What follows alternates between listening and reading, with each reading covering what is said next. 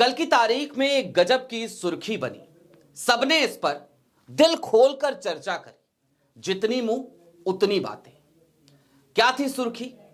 एक तरफ देश के नेता प्रतिपक्ष यानी कि राहुल गांधी, तो दूसरी तरफ राज्यसभा में नेता विपक्ष और कांग्रेस के अध्यक्ष यानी कि मल्लिकार्जुन खड़गे, दोनों को ही पुतिन के सम्मान में दिए जा रहे डिनर में राष्ट्रपति भवन में इनवाइट नहीं किया गया। लेकिन दूसरी तरफ वहां पर मौजूद थे कांग्रेस के सांसद, बुद्धिजीवी सांसद शशि थरूर। वही थरूर जो आज की तारीख में बैटिंग करते हुए भारतीय जनता पार्टी की तरफ से नजर आते हैं। हालांकि सांसद वो कांग्रेस के हैं। अब बीते कई दिनों से यह चर्चा चल रही थी कि भाई थरूर साहब इतनी बैटिंग कर रहे हैं तो थरूर साहब पे कोई एक्शन क्यों नहीं होता। लेकिन आज की तारीख में एक खबर हमारे हाथ लगी है। मैं ये खबर जल्दीबाजी में आप तक नहीं पहुंचा रहा, इस खबर को कंफर्म करने के बाद ही पहुंचा रहा हूं। वीडियो में अंत तक बने रहिएगा और आपको आज यह समझ में आएगा कि कांग्रेस का एक ऐसा कदम, राहुल गांधी का एक ऐसा एक्शन अब होने जा रहा है जिसके बाद शशि थरूर की राजनीति का द एंड हो जाएगा, उनकी पॉलिटिक्स का द एंड हो जाएगा। नमस्कार, मैं स्वप्निल और आप मुद्दा देख रहे हैं। दोस्तों आगे बढ़ें उससे पहले वही छोटी सी अपील। मुद्दा इन दिनों एक गंभीर आर्थिक संकट से जूझ रहा है। एक तरफ हमारे मेन बैंक अकाउंट फ्रीज चल रहे हैं तो दूसरी तरफ हमारे 2.5 साल पुराने चैनल को हमसे लंबे समय तक छीन कर रखा गया था। ऐसे में डे टू डे ऑपरेशंस में मुद्दा को काफी मुश्किलों का सामना करना पड़ता है। लिहाजा आपसे गुजारिश है, यदि आप चाहें तो स्क्रीन पर दिख रहे क्यूआर कोड या फिर के नीचे दिख रहे यूपीआई नंबर के जरिए मुद्दा की छोटी छोटी मदद जरूर कीजिएगा। अब आगे बढ़ते हैं, उस सूचना की तरफ चलते हैं। दोस्तों कल की तारीख में क्या क्या हुआ। एक दिन पहले राहुल गांधी वो एक शिकायत करते हुए नजर आए थे।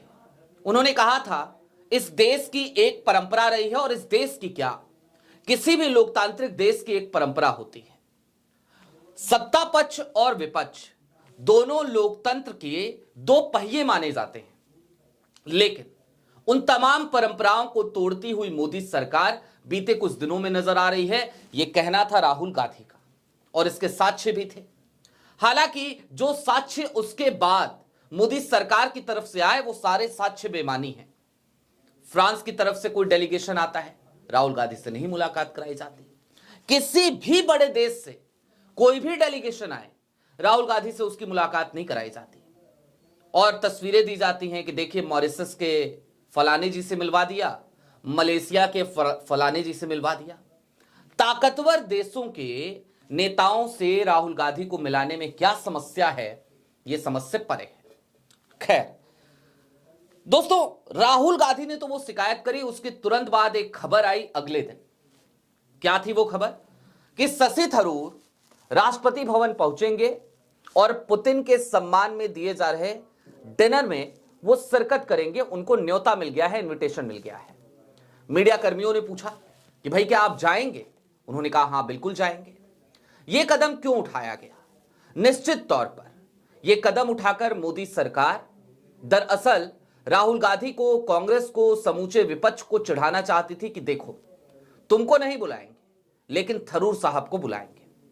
इसके पीछे का एक तर्क और दिया गया कि चूंकि शशि थरूर वो पार्लियामेंट की एक्सटर्नल अफेयर्स कमेटी के चेयरपर्सन हैं, इसलिए उनको बुलाया गया था। ये सारी बातें एक तरफ, शशि थरूर ठीक बात है, चेयर करते हैं पार्लियामेंट की एक कमेटी को और इसलिए वो चले गए, इसलिए आपने उनको न्योता दे दिया। लेकिन राहुल गांधी कौन है भाई? क्या सिर्फ सांसद हैं? क्या सिर्फ सांसद होने की हैसियत से वो ये कह रहे थे क्या कि हमें नहीं बुलाया जा रहा? नहीं, राहुल गांधी सांसद तो 2014 में भी थे, राहुल गांधी सांसद तो 2019 से 2024 तक भी थे। कभी उन्होंने ये शिकायत करी कि विदेशी मेहमान आते हैं तो हमसे नहीं मिलने दिया जाता? आज की तारीख में राहुल गांधी का वो अधिकार है, लिहाजा वो अपना हक मांग रहे थे। खैर, इन सब के दरमियान शशि थरूर वहां गए, शिरकत की उससे पहले उन्होंने मीडिया कर्मियों को बाइट दी और निकलने के बाद डिनर पार्टी से उसके बाद भी बाइट दी। एक कभी आज तक में हुआ करते थे, इंडिया टीवी टुडे ग्रुप में हुआ करते थे, आजकल वो अडानी साहब के चैनल में चले गए हैं, मशहूर संपादक हैं एक, वो भी वहां पे थे। उनके साथ भी कल बातचीत करी थी थरूर साहब ने, नाम है राहुल कंवल। कुल मिलाकर एक तरफ मोदी जी चिढ़ा रहे थे राहुल गांधी को, दूसरी तरफ शशि थरूर आग में और घी झोंक रहे थे। कांग्रेस की तरफ से पवन खेरा ने कल की तारीख में ही बयान जारी कर दिया था और कहा था कि यह समझना चाहिए कि यह क्यों हो रहा है, यह समझ में आना चाहिए। आपके नेता को नहीं बुलाया जाता और आपको बुलाया जाता है। यह बात कल की तारीख में टू द पॉइंट कही थी पवन खेरा ने। हालांकि हम वो क्लिप आपको नहीं दिखा सकते क्योंकि वो एक ऐसी एजेंसी को पवन खेरा साहब ने बाइट दे दी जो एजेंसी का अपना एक अलग बिजनेस मॉडल है। वो लोगों से पैसे वसूल लेती है और फिर कहती है कि ये हमारा बिजनेस मॉडल है, तो वो हम नहीं दिखा सकते। खैर आगे बढ़िए। अब थरूर साहब को जो करना था वो उन्होंने कर दिया। अब कांग्रेस क्या करने जा रही है? कांग्रेस के कुल सांसद है 99, उनकी संख्या हो जाएगी 98। कैसे होगी? क्योंकि कांग्रेस अब शशि थरूर को पहले तो कारण बताओ नोटिस जारी करेगी, पार्टी विरोधी गतिविधि इसे करार देगी। इन तमाम चीजों को, जिस तरीके की बयानबाजी आजकल शशि थरूर कर रहे हैं, उस पर अब मंत्रणा हो चुकी है, एक्शन लेने की बारी है। और हम उम्मीद करते हैं कांग्रेस सिर्फ मंत्रणा तक ना रहे, इस पर एक्शन भी ले। कारण बताओ नोटिस जारी करके इनसे जवाब मांगा जाएगा 7 दिन के भीतर, और उसके बाद जाहिर सी बात है शशि थरूर साहब जवाब तो देंगे नहीं, और देंगे भी तो क्या ही देंगे। तो उसके बाद से कांग्रेस अब इन्हें पार्टी से एक्सपेल करने की तैयारी कर चुकी है। यानी कि थरूर साहब जुमा 4 दिन कांग्रेस के भीतर आपको नजर आएंगे। अब हमने कहा कि दरअसल राहुल गांधी का यह कदम, कांग्रेस का यह कदम, यह एक्शन शशि थरूर की राजनीति को नेस्तनाबूद कर देगा, उनकी पॉलिटिक्स का द एंड कर देगा। अब वो कैसे होगा जरा उसको भी समझ लीजिए। शशि थरूर केरल के तिरुवनंतपुरम से सांसद हैं, केरल से आते हैं।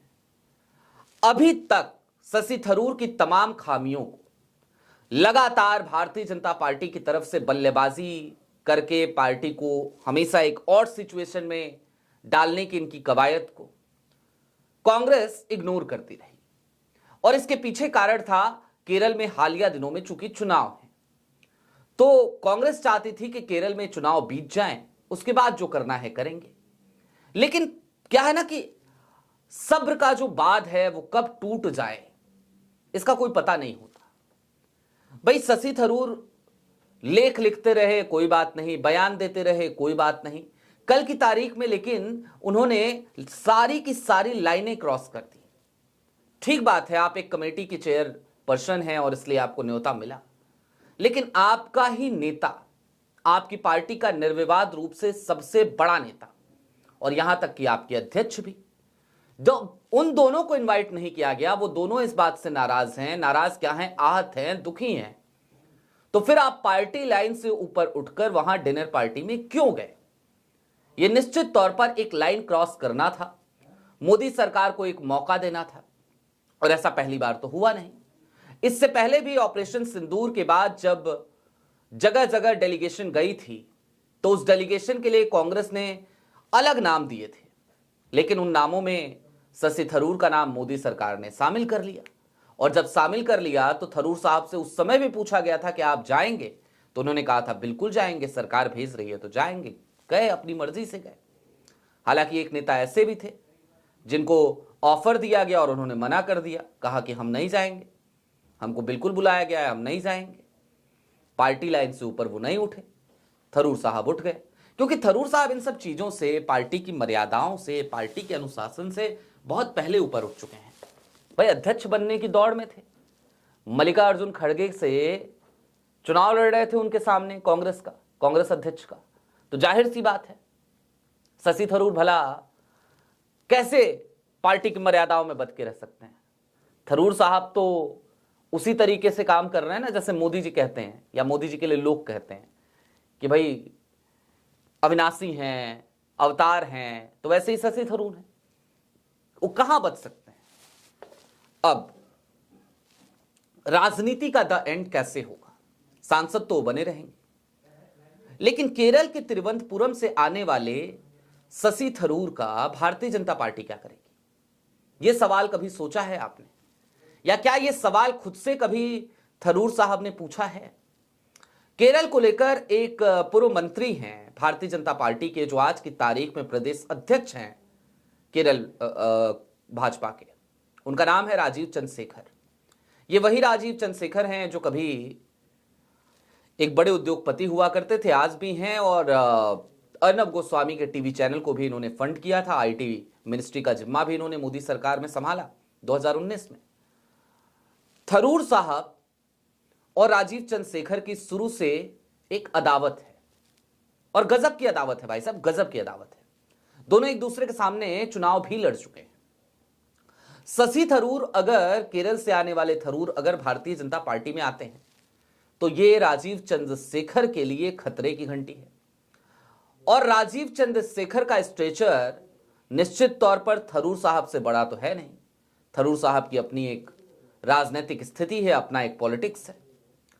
तो भारतीय जनता पार्टी में थरूर साहब की कोई जगह है नहीं, और ऐसे में जब यहां से थरूर साहब गेट आउट होंगे तो थरूर साहब के पास कोई ऑप्शन बचेगा नहीं। ये कड़वी हकीकत है, कड़वी सच्चाई है, और निश्चित तौर पर यह थरूर साहब की राजनीति को खत्म करने की तरफ बढ़ता हुआ एक ऐसा कदम होगा कांग्रेस का, जिसके बाद थरूर साहब अब तक जो कुछ भी कर रहे थे, मोदी सरकार उनके कंधे पर बंदूक रख के जिस तरीके से चला रही थी कांग्रेस के ऊपर गोलियां दाग रही थी, उन तमाम चीजों पर थरूर को अफसोस करना पड़ेगा।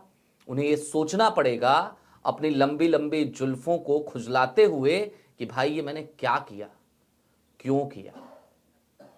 हालांकि कांग्रेस अब जाकर के मंत्रणा कर रही है। मैं बार बार कहता हूं, यह काम कांग्रेस को बहुत पहले कर लेना चाहिए था, और अभी भी कांग्रेस मंत्रणा कर रही है। ये एक्शन जितनी जल्दी ले लें उतना बेहतर है राहुल गांधी के लिए, क्योंकि थरूर जब तक कांग्रेस के भीतर रहेंगे वो निश्चित तौर पर कांग्रेस को ही डैमेज करते नजर आएंगे। आपकी क्या राय है कमेंट बॉक्स में जरूर बताइएगा। अभी के लिए दीजिए इजाजत। चलते चलते फिर वही अपील, चैनल पे नए हो तो सब्सक्राइब करते हुए जाइएगा, सक्षम हो तो छोटी छोटी मदद मुद्दा की जरूर कीजिएगा। बहुत शुक्रिया।